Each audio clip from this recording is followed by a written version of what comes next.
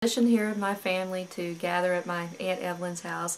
This is something that we have done my entire life, and it's funny, you know, when you're a child and you come to someone else's house, you think, gosh, you know, it's a big space and there's so much room. And now, over all of these years, the past 37 years of my life, with everyone having children and the grandchildren, and now Aunt Evelyn even has a great-grandchild, it's amazing how difficult it is for us to move around in this home. But I tell you, one thing that's never changed is the camaraderie, the closest of our family. I am so truly blessed to come from the family that I do. I mean, this is where my values were instilled, those Middle Georgia values. And my family is so important to me.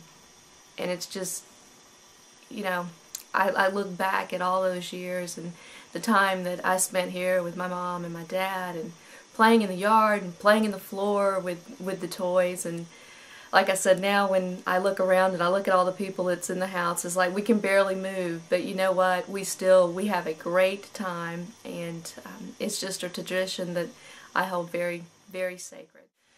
We had 55 people here yesterday afternoon, and again, it was so much fun. We have the children now. It's funny, we're kind of at that point where the children are more like 9 and 10, 11, 12 years old. I was so proud.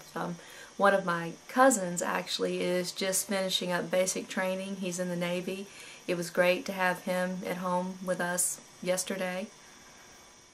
Looking at Aunt Evelyn's Christmas tree here, and she has these beautiful crocheted snowflakes all over it. And one of the things that all of us in this family enjoy are all the things that Aunt Evelyn has made for us over the years. I have a Christmas tree full of her snowflakes. I also have a lot of the doilies that she makes and the scarves. But Aunt Evelyn learned how to sew when she was 12 years old. And Aunt Evelyn's like 10 years older than my father. And she learned from her mother because she was needing to make clothes for my dad when he was 4 years old. And what they would do is they would take the old fertilizer bags that they had from the farm. They'd soak them in hot water and get the smell out of them, and then they would take and turn those fertilizer bags into clothes that the children would use when they were playing in the yard and out working in the fields.